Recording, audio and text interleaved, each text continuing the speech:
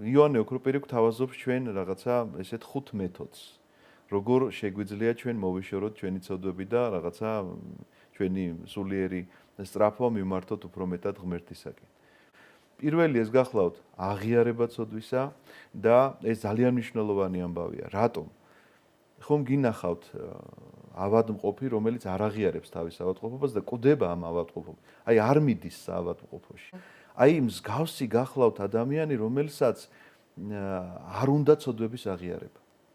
და როდესაც დადგება ამ ცოდვების წინაშე, დაინახავს ის ყველა თავის ცოდვას, უკვე გვიანი იქნება. მეორე ნაბიჯი გახლავთ ის, რომ მან უნდა ისწავლოს შენდობა. ისწავლოს შენდობა, რადგანაც ფორმულირებულია პირდაპირ ჩვენს მთავარ ლოცვაში, მამაო ჩვენოში, რომ მე ისე მომიტევე უფალო ჩემი ცოდვები, როგორც მე მიუტევებ ჩემს ცოდვებს, ჩემს წინაშე მცოდვებს. ანუ ისე მომიტევე, როგორც მე მიუტევებ. ეს გახლავთ ფორმულირება. მესამე გახლავთ ლოცვა და მარხვა ერთად. ითქმება ეს ორი სიტყვა, ლოცვა და მარხვა, რადგანაც ლოცვა გახლავთ საშუალება ღმერთთან ურთიერთობისა.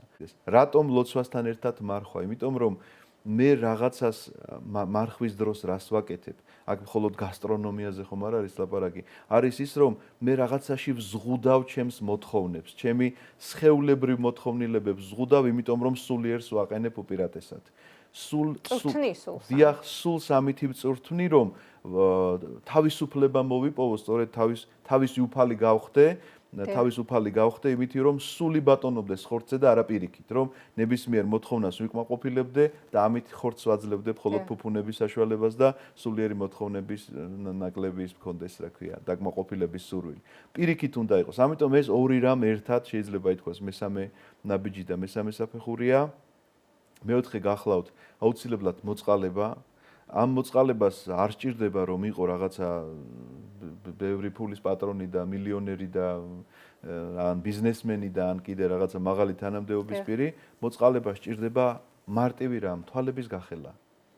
უნდა დაინახო შენს ირგვლივ ადამიანები, რომლებსაც რაღაც სჭირდება. ნახეთ რა მარტივი რამ არის დაწერილი და შესასრულებლად ძნელი. ერთი პური თუ გაქვს, ნახევარი ვიღაცას უნდა მოუტეხო, ვისაც არ აქვს. მეხუთე სიმდაბლეა სხვათა შორის და ამაზე ცოტა ქვევით მოგახსენებ, რასაც იონე ოქროპირი გვასწავლის, ეს გახლავთ ძალიან კარგი მიგნება იმისა, რომ როგორ შეიძლება წვრთნა შენი საკუთარი თავი იმისთვის, რომ ცხონებისკენ ილტოდე და ცოდვებს შორდებოდე და ღმერთს უახლოვდებოდე.